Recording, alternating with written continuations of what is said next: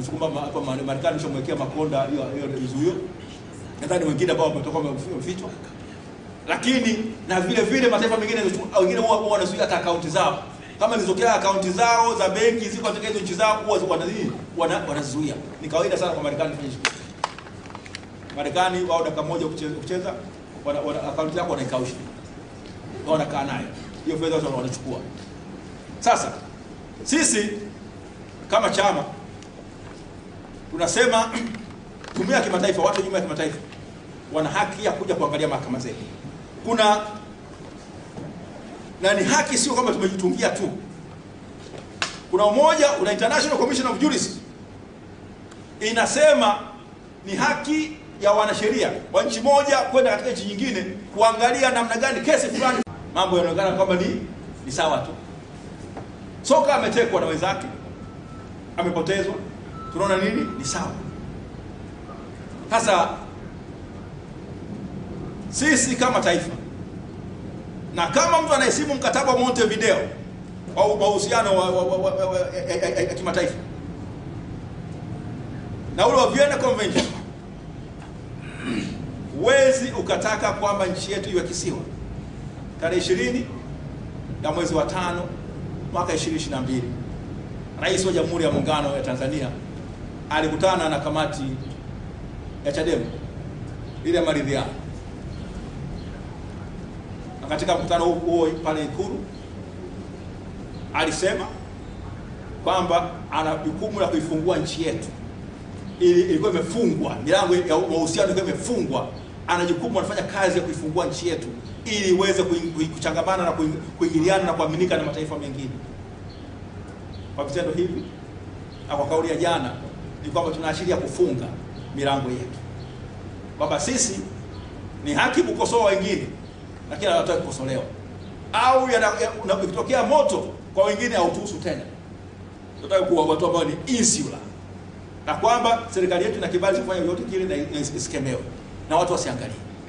Lakini napenda kusema Chadema inavyosema ni kwamba taifa letu ni taifa ambalo linatakiwa kufuata utawala wa sheria. Katiba inasema hivyo. Serikali yetu, katiba yetu haijasema kwamba serikali haitakiwi kuheshimu haki za binadamu. Na vile vile ningependa kutoa somo jingine kwa watawala wetu hawa. Naomba wakasome ibara 26 ya katiba ya nchi yetu. Lakini niwasaidie kuwasomea kwa hivi sasa. Lakini wale ambao wanajinasibu kwamba ni manguli wa sheria wako serikalini, waenda wakasome hii. Bahati nzuri hawakuandika hii. Kwa hiyo hakuna hata mmoja aliyekuwa kule serikalini ambaye aliandika hii katiba. Sababu mzee Warioba ambaye aliandika katiba kwa sababu kwa nje ya serikali.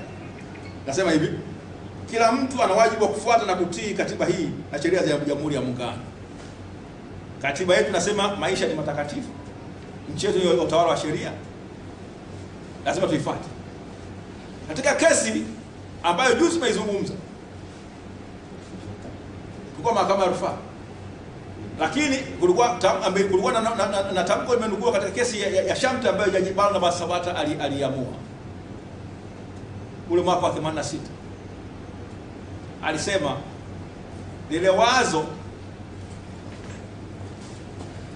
au dhana ya kufikiri kwamba rais juu ya sheria si kweli katika nchi ambayo ni Jamhuri ya Muungano, ambayo ni jamhuri. Ni kweli katika nchi ambazo za kifalme, mfalme juu ya sheria, lakini si Tanzania. Si Tanzania. Na Tanzania tumesema hivyo kwamba kila mmoja wetu, ibara 26, kila mtu, hajasema kila mtu isipokuwa rais, si ndio? Kila mtu isipokuwa serikali, tumesema kila mtu. Kwa hiyo utawala wetu, na ndio maana ibara ya 8 inafanya nini? Inawataka wawajibika kwa wananchi. Sisi kama chama cha siasa, kazi yetu ni kukosoa, ni kutaka vile vile kupigania madaraka. Lakini tunasema kwamba wale ambao wana madaraka wanawajibika kwa wananchi. Kwa hiyo tunapokuwa tunazungumza hapa ni kutekeleza ibara ya 8 ambayo naomba vile vile niisome.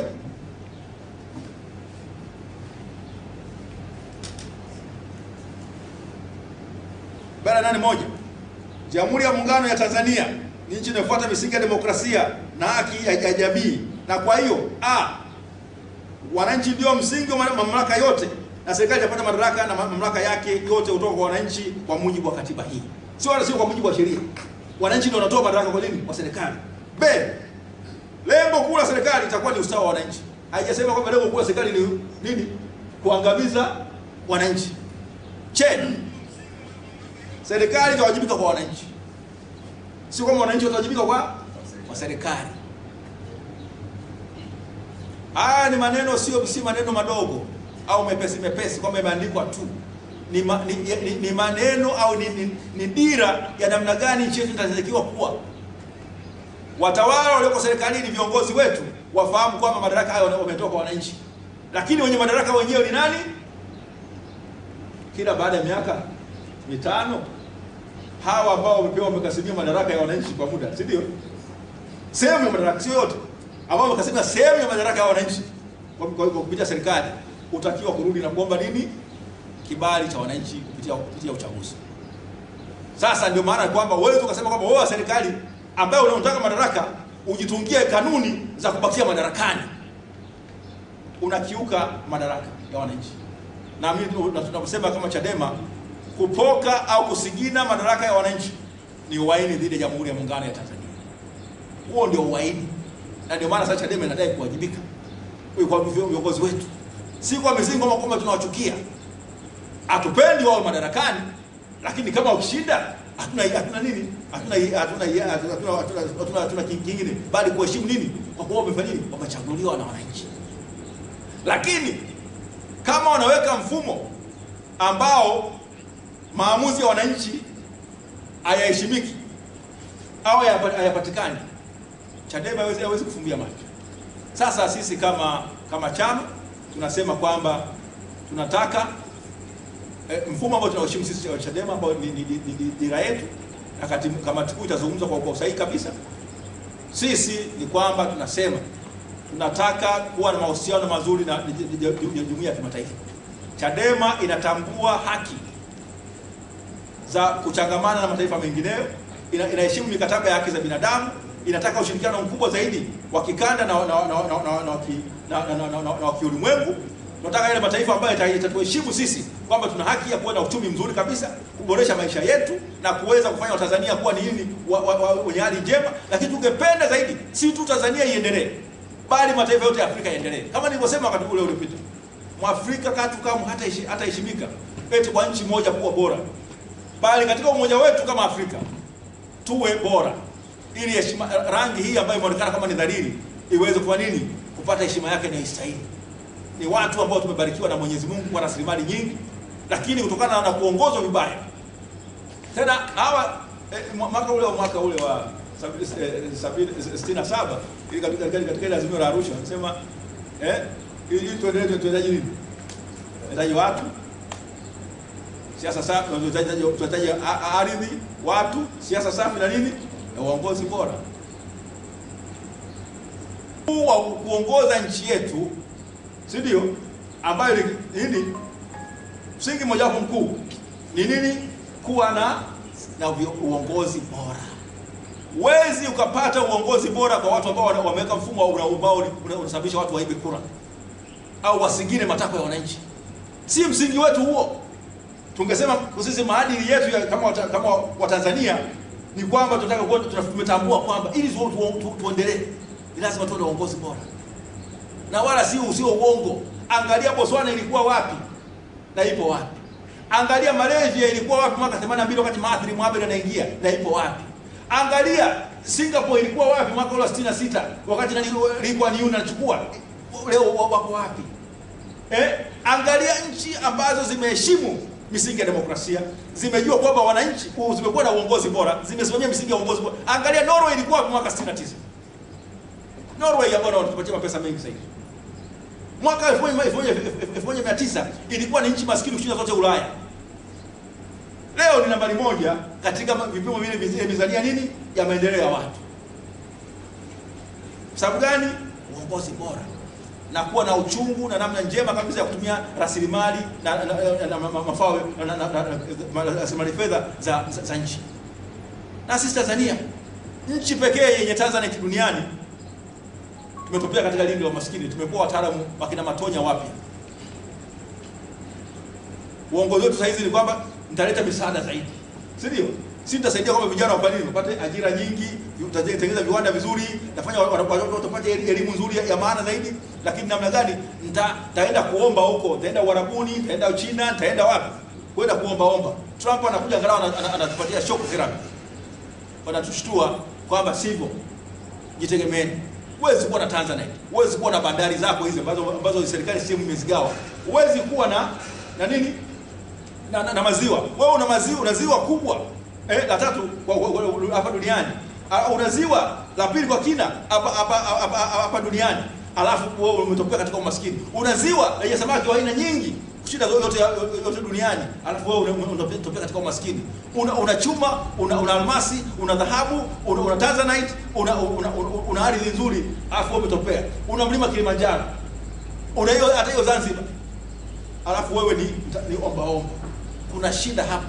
Shida yetu kubwa Tanzania ni uongozi bora.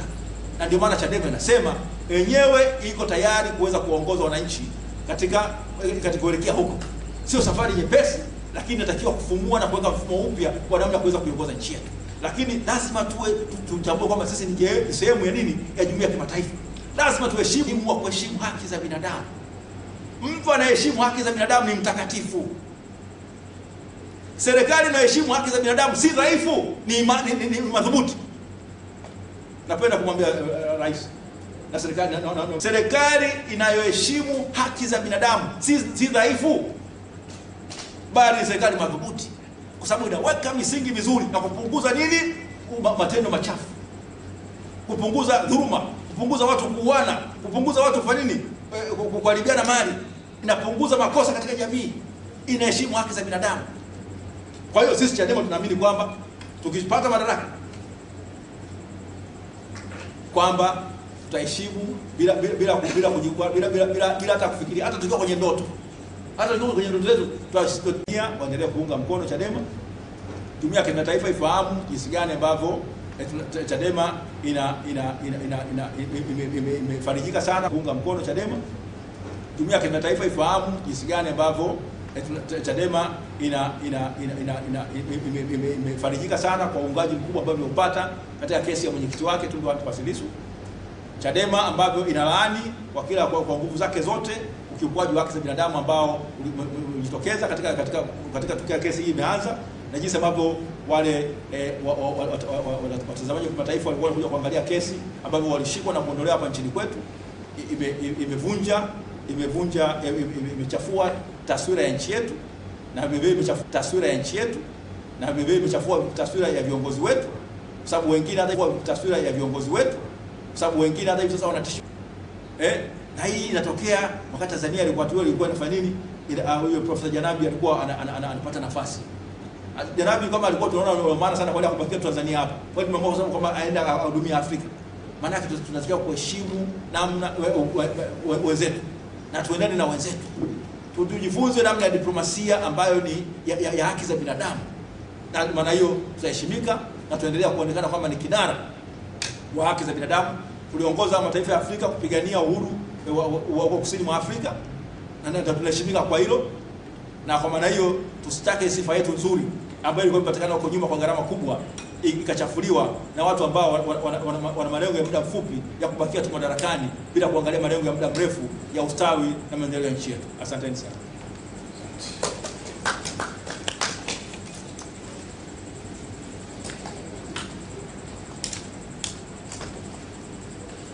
Asante sana Dr.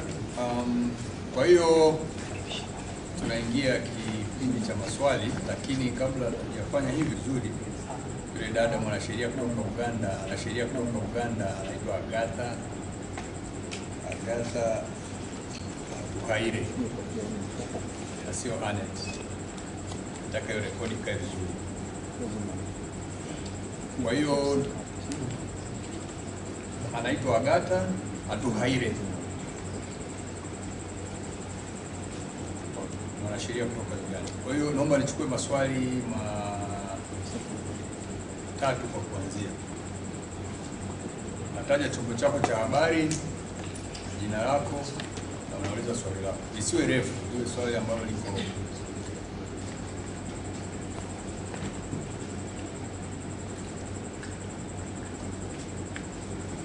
Asante. Mimi naitwa Ason na tokea Jambo TV. Dr. Shala, katika maelezo yako ni kwamba umependezwa na kauli ambazo alitoa Mheshimiwa Rais na zimekuletea wasiwasi kwamba huenda mwendelezo kwa watu kusisabini.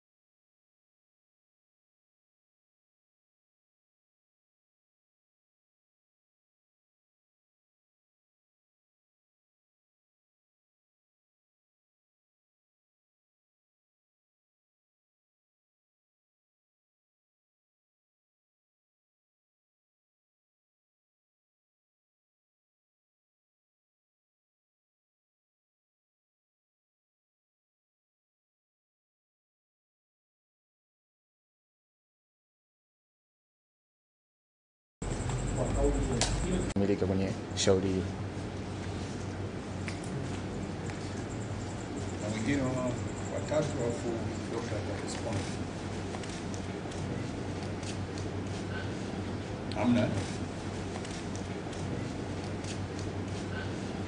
Amna? Dr. karibu.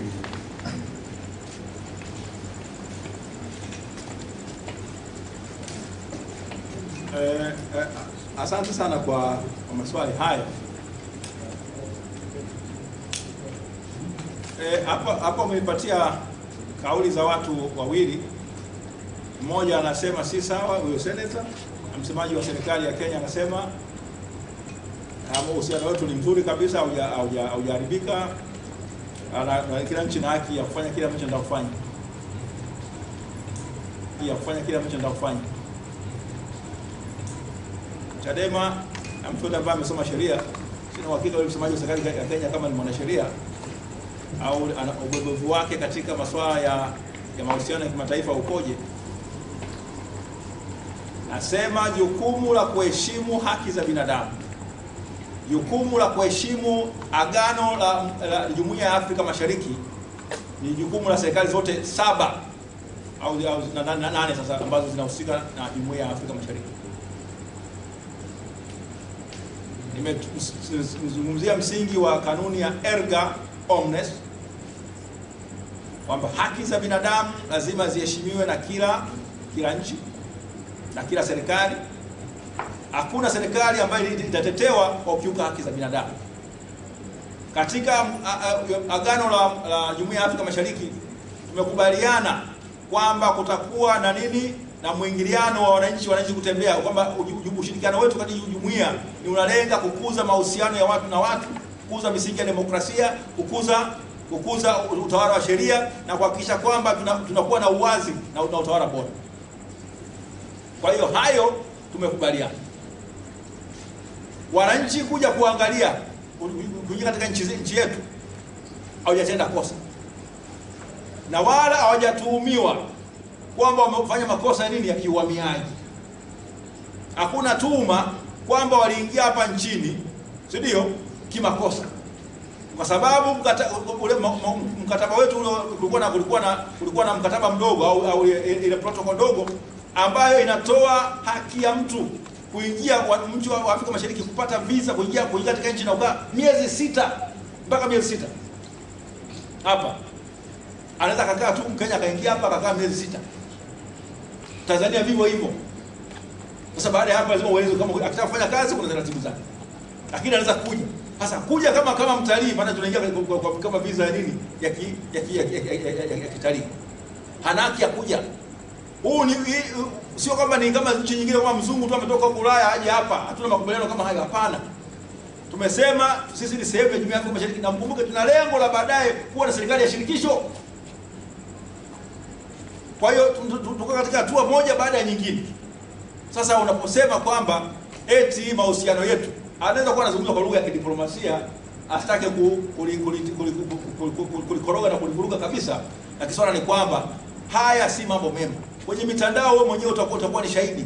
Lugha ambazo zimesemwa dhidi ya rais wetu zilikuwa ni kali kweli kweli. Mpaka wengine nimeona rais amewablock. Na wanarusha amekuwa mtamia Suluhu Hassan. Lakini mimi singependa rais wangu atukanwe.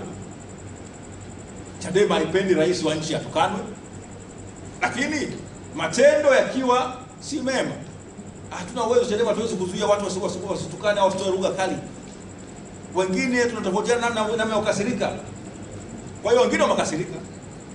Sisi tunasema kwamba haikuwa sahihi. Ni goli kama ni goli la kujifunga sisi wenyewe. On goal. Alafu nini?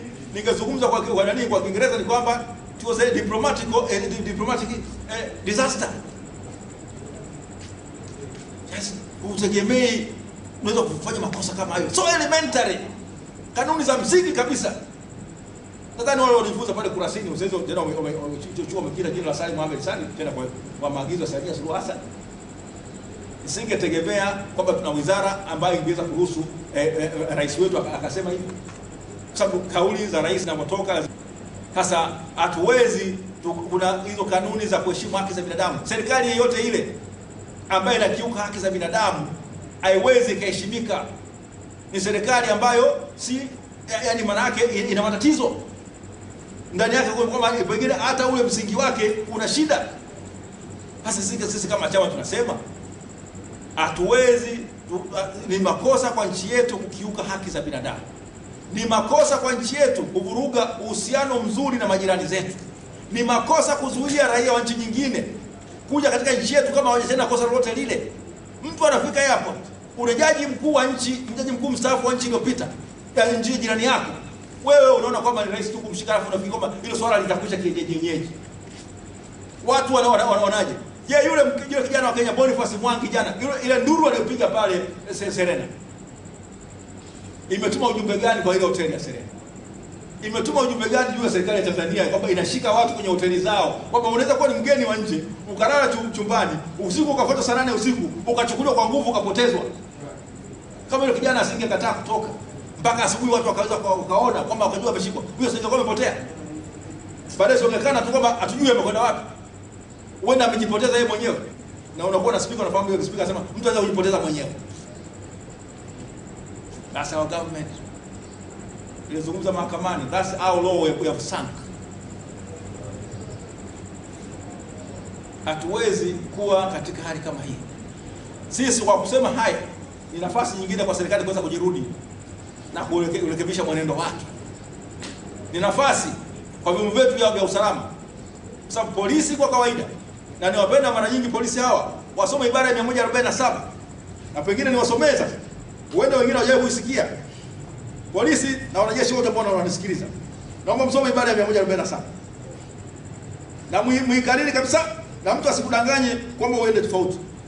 Hii katika sura ya 9 katiba ya nchi yetu. Majeshi ya ulinzi.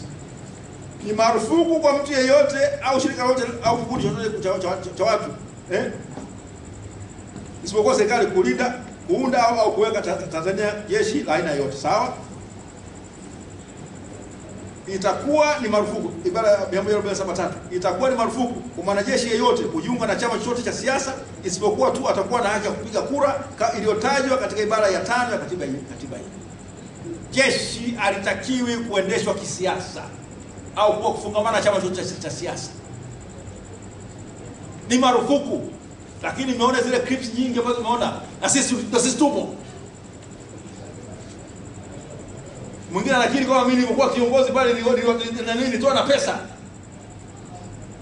Katiba imesema ni marufuku. Wanasema ni marufuku. Kwa hiyo sisi nchi yetu, wanajeshi wetu, polisi wetu, uhamiaji wetu wanatakiwa kwa professionals kulinda katiba ya nchi yetu, kufuata maagizo ya katiba yanasemaje, na kutoendeshwa kisiasa. Kuendeshwa kisiasa. Mwanasiasa akileta mambo yake ya kisiasa, unaambia sivyo. Viongozi wa majeshi yetu ndio wanatakiwa kuenenda. Ni amiri jeshi mkuu sawa, kiongozi anaweza kutoa amri kama rais, lakini kusema katiba inasema. Ni lazima tuwe na watu serikalini ambao wanasimamia sheria, wanaheshimu katiba. Ndio maana kwa mfano ule mwaka wa 92 wanajeshi ambao walikuwa ni sehemu ya makada wa CCM, hata wakina Kikwete ambaye nasikia juzi naye anazungumza kwamba eti kuna wengine walikuwa viongozi wa staafu. Msuya alikuwa aitishi, Msuya alikuwa aitishi press conference, lakini wengine wanaitisha press conference. Kikwete, napenda kukuambia Rais Kikwete, Mwalimu Nyerere alikuwa anaitisha press conferences nyingi sana. Na wewe ulishafanya kazi chini ya Rais Nyerere. Ameitisha press conferences nyingi sana mwaka wa 94 na mwaka wa 95. Ameitisha nyingi. Anataka nchi yake iende vizuri. Wazee wenye busara serikalini, mna fursa ya kuweza kuwafunda na kuwarudi viongozi ambao kwa madarakani. Wale ambao wengi mnawapita umri. Samia naona kama na mimi na Samia ni kama rika moja. Ndio alikuwa anipita kidogo, sababu dada yangu wa kwanza ni mkubwa kushinda Samia. Marehemu. Kwa hiyo viongozi wetu wakuu wenye uzoefu mkubwa ambao walipitia changamoto kubwa za huko nyuma wanaweza kuitisha, ndio wataweza kuzungumza nao pembeni, lakini kama yale ambayo wanawashauri viongozi hapa aishi tu kuzungumza nao pembeni ukasema imetosha. Wakitenda yasivyo, simameni hadharani na kujitokeza na kusema hivyo haitakiwi kuenenda. Kwa sababu tuna uongozi ambao vile vile kwamba watu tunaweza watu wa rika moja pia tusikilizane. Haimaanishi kwamba kwa sababu mtu amekuwa ni rais kwamba ghafla amekuwa na hekima zote. Ni cheo tu amepewa, nafasi anayo, lakini wengine ambao wana hekima zaidi wako nje, wanaweza kumshauri. Lakini hata katika wafalme, mfalme alikuwa kikiuka, alikuwa anaondolewa, anawekwa mfalme mwingine. Lakini sisi ni jamhuri, tunataka namna nzuri ya kuweza kupata viongozi wetu kupitia kura. Kama ni kura, na kura ziwe nini? Za uhuru, haki na kweli. Uchaguzi huo Chadema haijawahi, kama nilivyosema siku za nyuma, viongozi tumesema kila siku, hatujawahi kupigania kuomba upendeleo wote. Hakuna na Chadema katu kama haitaomba upendeleo. Inataka mchezo katika uwanja ulio sawa. Kanuni ziwe sawa. Wananchi wa Tanzania waweze kuamua. Sasa umeniuliza swali la ile kesi kuhusiana na ile kesi ya uhaini. Ni kweli kabisa. Sisi kama hapa nazungumza kama wakili, tunasema kwamba tutaendelea kudai kwamba kwa kuwa mwenyekiti wetu alishtakiwa kwa maneno aliyosema, basi kwa hakuna cha kuchunguza zaidi. Sisi kwa yetu tunafikiri kwamba maneno yale ndio ambayo yanasababisha nini? Ndio kama ni kuchunguza wayaangalie. Wanasema wachukue kutoka Jambo TV, wachukue yako Jambo TV, sawa, walete ushahidi, leta hao wa Jambo, leta wa nani, weka ngoma hadharani, kwa nini? Tukamilishe. Sasa baada ya hapo nipenda kushukuru sana. Sisi tuendelea kuitaka mahakama iendelee, kwa sababu kama nilivyosema, kila serikali haitoi hata dakika moja ya uhai wa mtu. Haiwezi kusema kwamba itakupatia uhai. Wewe kuzaliwa na serikali, kuzaliwa na baba yako na mama yako, na kupiga kura na kwa serikali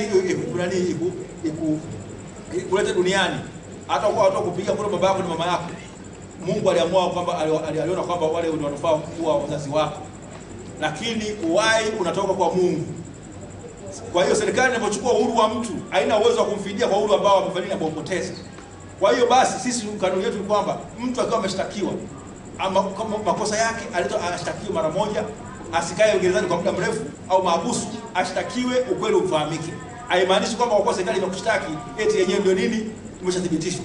Lakini kama unaendelea kukaa ndani, uhuru wako unapokwa na serikali, na hatuna mfumo wa namna ya kumfidia mtu, inabidi mahakama zetu ziwe fanini, ziheshimu sana, zizingatie kwamba hizo kesi lazima ziende kwa haraka. Itakuwa ni ambapo mawakili wa kesi tunavyosema, kwamba mpaka kesi ya mwenyekiti wetu isikizwe kwa haraka, ukweli ubainike na jumuiya ya kimataifa ijue mkweli ni nani na muongo ni nani, mbambikizaji ni nani na msema kweli ni nani. Asanteni sana. Asante.